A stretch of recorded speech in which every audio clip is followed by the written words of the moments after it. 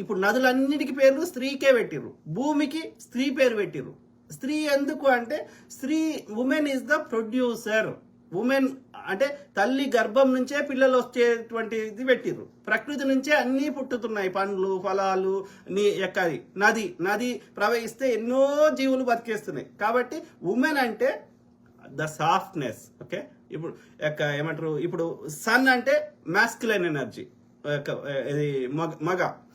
అదే చంద్రుడు అంటే ఫీమేల్ ఎనర్జీ, ఫెమినైన్ ఎనర్జీ. రెండు ఉండాలి. ఓకే, అర్థమైందా?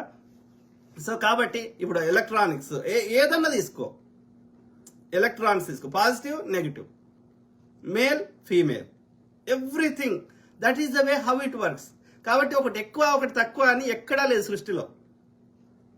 రెండు ఈక్వల్ అని చెప్పింది సృష్టి. ఓకే, సో కాబట్టి ఈ యొక్క ఏమంటారు, అట్లా ఉన్న ఈ ఆర్యుడు ఎప్పుడైతే వచ్చిండో